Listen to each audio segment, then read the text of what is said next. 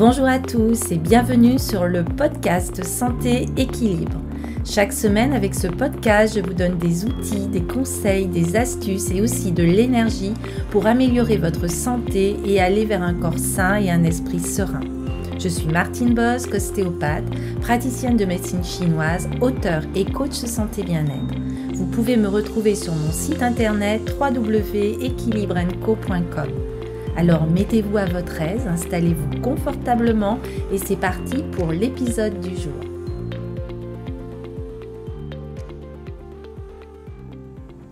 Ravie de vous retrouver pour ce nouvel épisode où nous allons mieux comprendre le fonctionnement de notre mental et comment mieux gérer nos pensées et le fonctionnement de ce mental.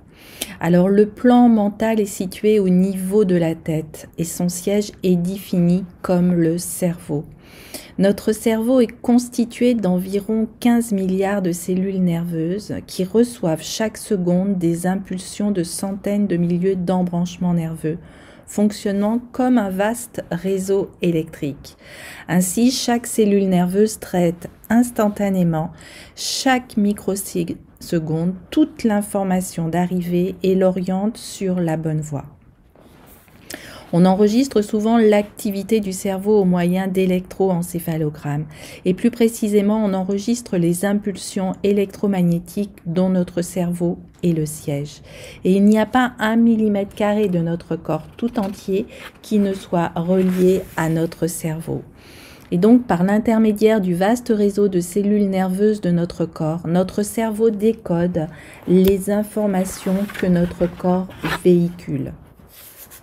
Il envoie ainsi en retour des informations à l'ensemble de notre corps pour coordonner son fonctionnement d'ensemble.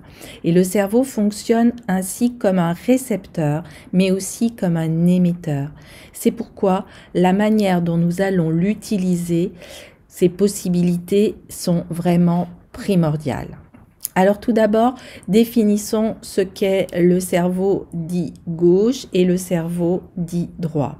Alors tout d'abord, la partie du cerveau dite gauche est le siège de la pensée dite linéaire, rationnelle, la logique. Elle correspond à l'actif, symboliquement appelé aussi le masculin.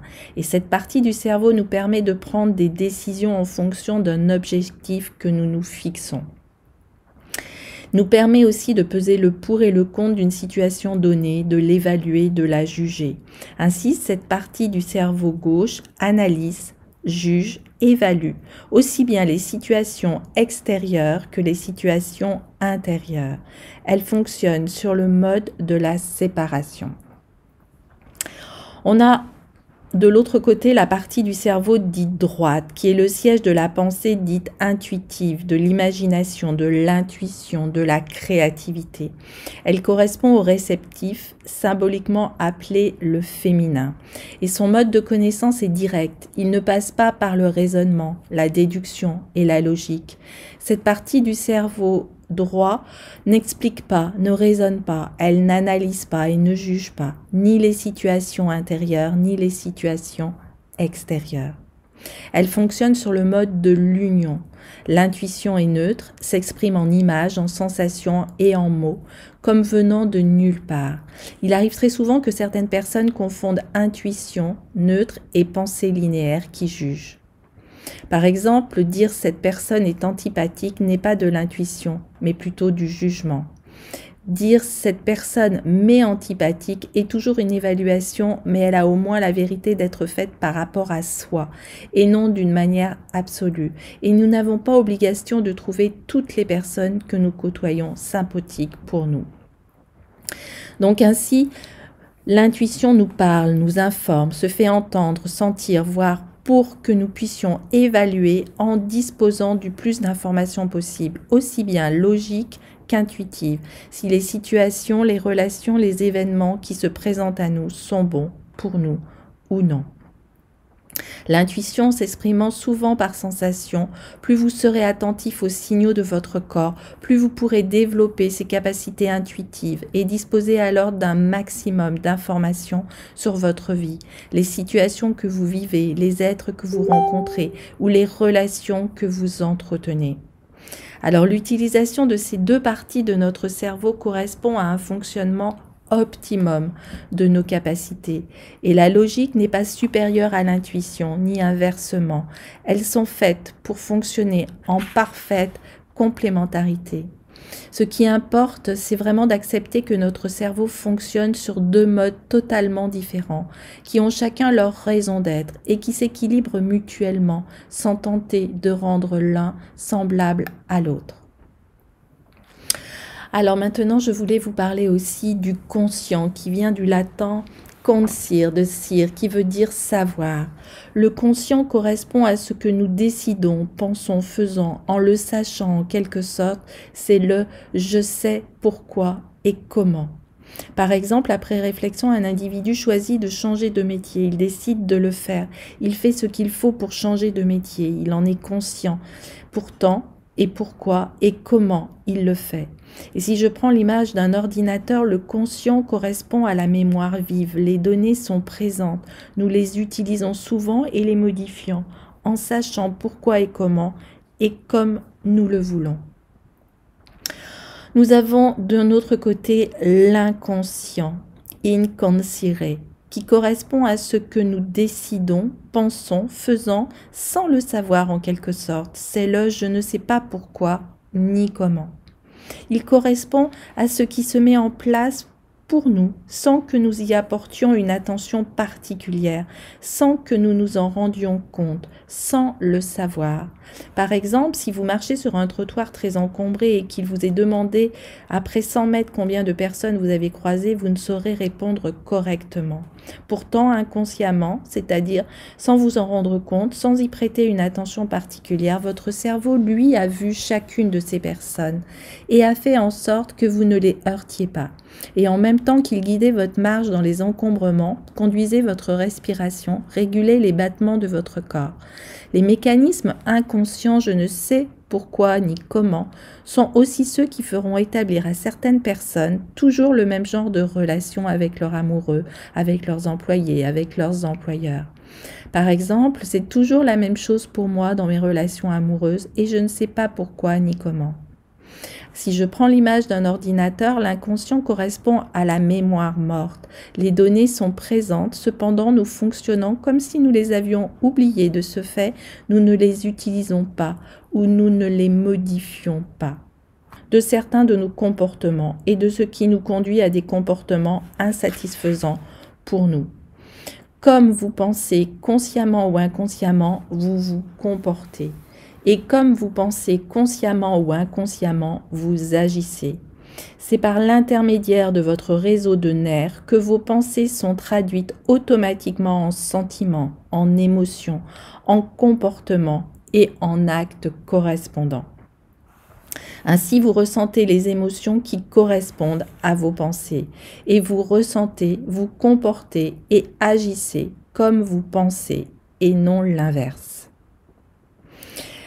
Les pensées sont des idées à propos de nous-mêmes, des autres, de la vie. Et quand nous entretenons suffisamment longtemps la même idée, la même pensée, elle devient une vérité pour nous. Et cette idée, cette pensée prise pour vraie est appelée une croyance. Une croyance est une idée, une pensée qui est prise pour vraie. Une croyance est une pensée que nous avons entretenue suffisamment longtemps pour que nous en voyions sa concrétisation ou matérialisation au travers de nos émotions, de nos comportements et actes dans notre réalité extérieure. Alors, comme nous pensons, nous ressentons. Et comme vous pensez ou croyez vrai, pour vous, vous vous comportez, vous agissez et obtenez la confirmation de ce que vous avez initialement pensé ou cru vrai pour vous dans la réalité concrète de votre vie. Et pour vivre quoi que ce soit de différent, il est nécessaire auparavant de croire autre chose. Ainsi, Il est absolument inutile de chercher à convaincre quelqu'un. Il est inutile de lui démontrer que c'est vrai, car pour cette personne que nous chercherions à convaincre, ce n'est pas la réalité, ce n'est pas sa réalité. Et cette personne trouvera toujours des arguments tirés de sa vie personnelle ou de la vie des autres qui est conforme à ses croyances pour démontrer qu'elle a raison de croire que la vie est une vallée de larmes ou que tous les gens sont des voleurs. C'est réellement ce qu'elle expérimente concrètement dans sa vie, sans se rendre compte que c'est elle qui a choisi cette réalité, sa réalité. Et la logique de notre constitution n'est que comme nous pensons, nous ressentons et nous comportons et agissons. Et comme nous agissons, nous récoltons nos résultats. Ainsi, vous l'aurez compris que vouloir changer ce que nous vivons, ce que nous convient ou pas, consiste à vouloir créer autre chose pour vivre autre chose. Alors en résumé, une pensée est une idée à propos de nous-mêmes, des autres ou de la vie. Une croyance, elle est une pensée, une idée à propos de nous-mêmes, des autres, de la vie, qui est prise pour vrai. Et dans notre vie, nous voyons comme une réalité vraie, pour nous, au travers de nos comportements, mais aussi de nos actes, la concrétisation de nos croyances. Alors, pour changer quoi que ce soit dans sa vie, il faut d'abord, vous l'aurez compris, changer ses croyances, utiliser notre pouvoir créateur pour utiliser notre capacité à choisir et décider pour nous dans la conscience que ce sont nos pensées qui créent notre réalité. Voilà, merci d'avoir écouté ce podcast. Si vous êtes intéressé et si vous voulez aller un petit peu plus loin dans ce mental, comment transformer votre mental, comment modifier vos pensées, vos croyances négatives en croyances aidantes, en pensées positives, je vous accompagne dans un programme en ligne. Vous trouverez le lien dans la description. Merci à vous et puis avec grand plaisir, je vous souhaite de changer vos pensées et de changer ainsi votre vie. À très très bientôt. Merci d'avoir écouté.